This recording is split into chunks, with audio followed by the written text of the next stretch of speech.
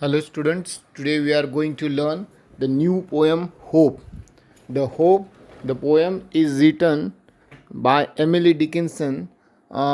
She was very well-known poetess. Hope is the thing with the feathers.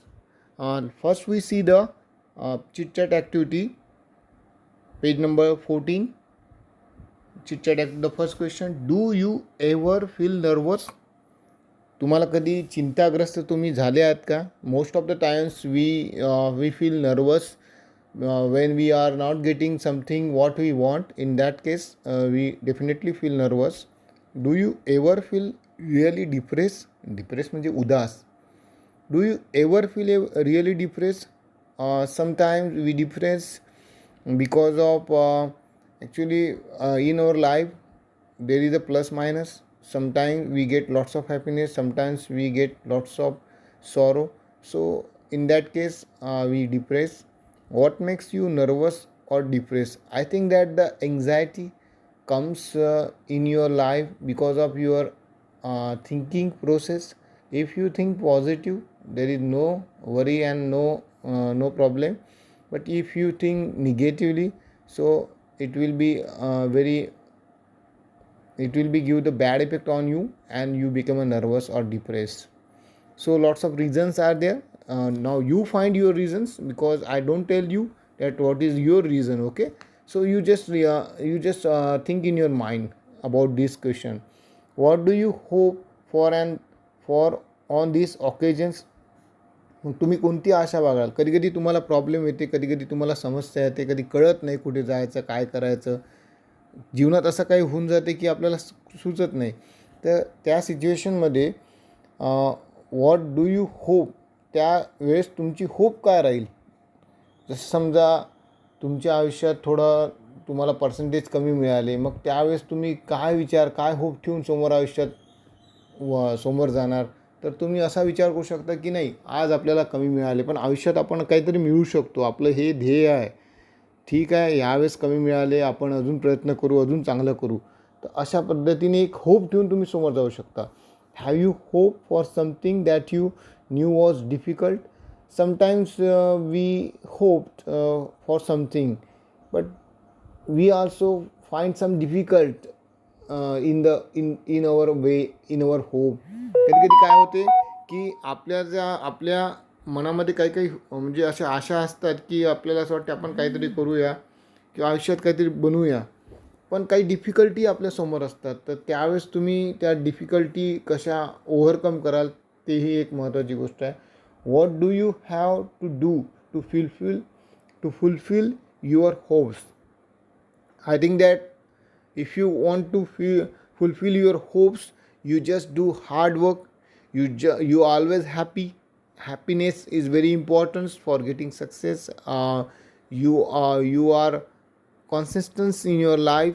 You are thinking positively. Positive attitude is very important, and you always giving help to others. So all these things complete your hopes. It's very useful for you. So we see the warming up chit chat activity.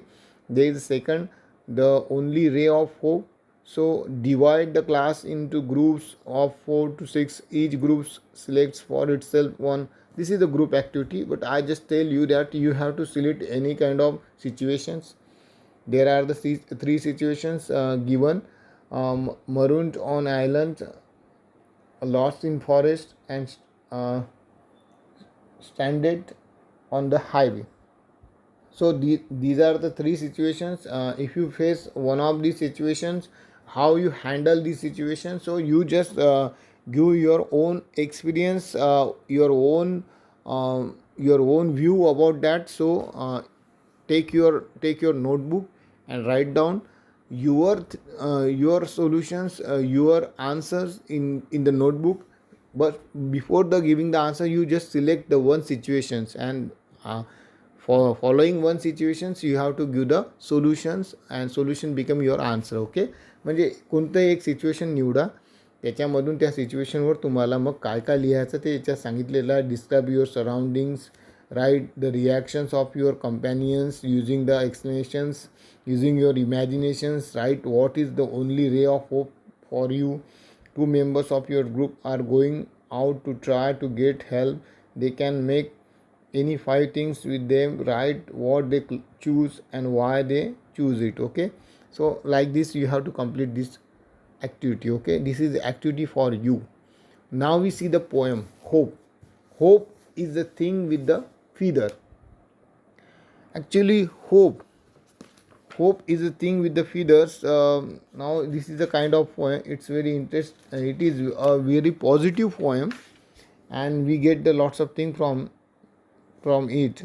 So figure of speech, and there are some figure of speech comes in the poems. We will definitely dealing with all these figure of speech.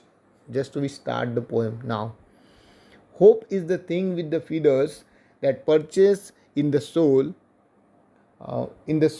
and sings the tune without the words and never stops at all. So now we see the English meaning of the first stanza. Hope is the feathered being a bird that sits in our soul. The tune it sings is without words.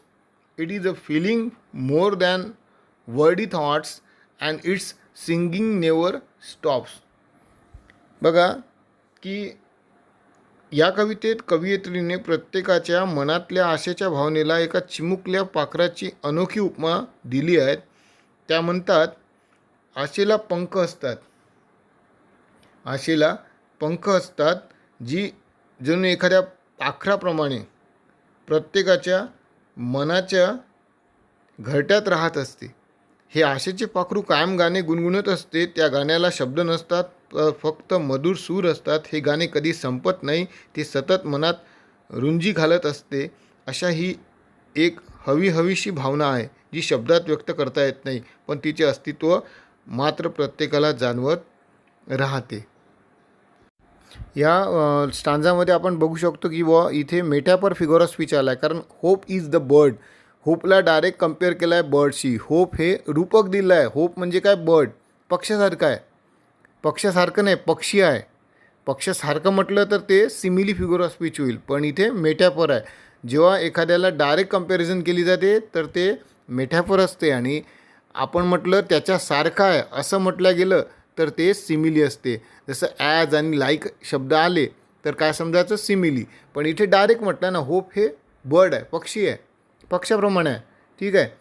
Seats, purchase म्हणजे काय? Second लाईनमध्ये शब्द आला आहे. Purchase म्हणजे seats म्हणजे rest. तिथे hope हे काय? त्या ठिकाणी वास्तव्य करते. सोल, कुठे त्याचं वास्तव्य आहे? कुठे त्याचं ती थांबते? कुठे तो बसते? तो पक्षी कुठं बसते होप नावाचा? तो सोलमध्ये, आपल्या अंतर्मनात.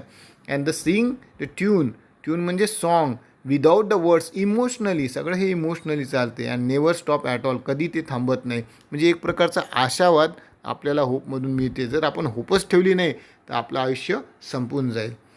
Second stanza.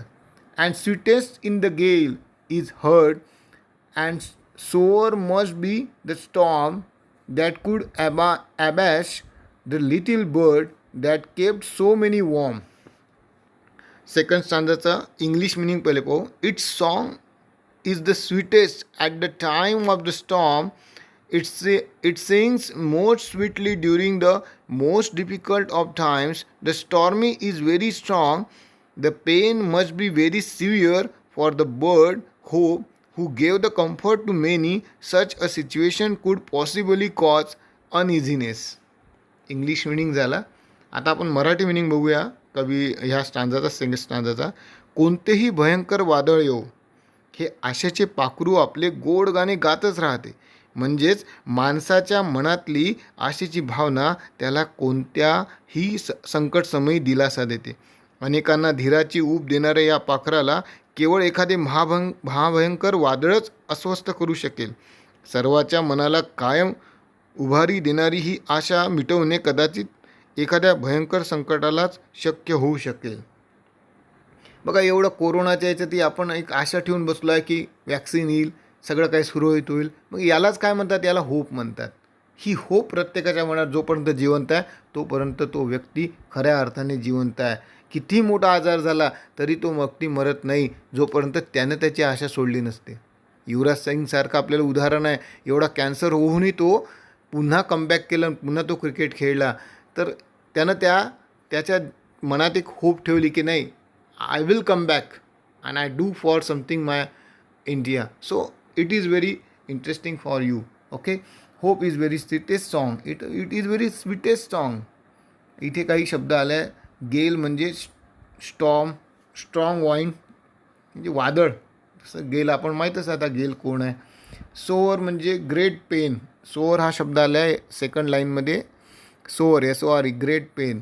Storm difficult situation. इथे स्टॉर्म म्हणजे काय, डिफिकल्ट सिच्युएशन. म्हणजे आपलं बघा, आपण डिफिकल्ट सिच्युएशनमध्ये आपल्याला होपच वाचवते असं इथं म्हटलं जातं आहे. थोडंसं म्हणजे दोन्ही गोष्टीनं करत आहे ते. स्टॉर्म दाखवत आहे पण स्टॉर्म डिफिकल्ट सिच्युएशन. रिअलमध्ये त्याचा अर्थ काय, डिफिकल्ट सिच्युएशन. तिसऱ्या लाईनमध्ये आहे abash, uneasy. Abash. Little bird. Little बर्डलाच होप म्हटलेलं आहे. That kept so many warm. अशा पद्धती. वॉर्म म्हणजे उमेद. आपल्याला काय करते, लिटिल बर्ड आपल्याला होप, आपल्याला नेहमी उमेद देत राहते की नाही रे बा, काही ना काही चांगलं होईल. आता आपण जर होपच नाही ठेवली तर आपण काय म्हणून मरून जाऊ आपण, झालं संपलं सगळं. तेच आपण होप ठेवली, नाही येईल, वॅक्सिन येईल, सगळं काही चांगलं होईल, सगळं काही व्यवस्थित होईल, तर नक्कीच आपल्याला एक आयुष्याला नवीन वळण मिळेल. I have heard, third stanza. I have heard it in the chillest land and on the strangest sea. I have heard it in the chillest lands. Chillest land म्हणजे डिफिकल्ट सिच्युएशन एक प्रकार. अँड स्ट्रेंजेस्ट सी हरवलेला मार्ग. Yet never it extremity worst of the situation. Okay, extremity and it asks a crumb of मी. क्रम म्हणजे piece of me. आपण त्याचा meaning बघू इंग्लिशमध्ये पहिले. I have heard the song of this bird, the song of the hope in the most difficult circumstances, yet even in the worst of situations it never asks a wee bit from me in return. म्हणजे इथे काय म्हटलं, थोडं मराठीच समजून घेऊ. अतिशय प्रतिकूल परिस्थितीही आशेच्या या पाखराने आपले गाणे मला म्हणजेच कवयित्रीला ऐकवले आहे. आपण प्रसंग कितीही बिकट असला तरी त्याने माझ्याकडून कणभरही मोबदला मागितला नाही. कुठल्या परिस्थितीत आशेने माझी साथ सोडली नाही, त्या बदल्यात माझ्याकडून कोणतीही अपेक्षा ठेवली नाही. बघा, होप आपल्याला खूप काही देते. होप आपल्याला जगणं शिकवते. होप आपल्याला जगायला लावते. पण ती प्रत्यक्षात काही मागते का परत? होप आपल्याला एवढं काही करायला लावते, आपलं आयुष्य चांगलं करून देते, पण ते प्रत्यक्षात काहीच मागत नाही. इथे पर्सॉनिफिकेशन पण फिगर ऑफ स्पीच आपण म्हणू शकतो.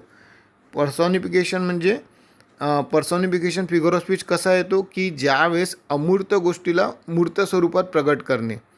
अमूर्त म्हणजे काय, होप आहे. होपला पक्षाप्रमाणे संबोधलेलं आहे, म्हणजे का निर्जीव वस्तूला सजीवाप्रमाणे संबोधलेलं आहे.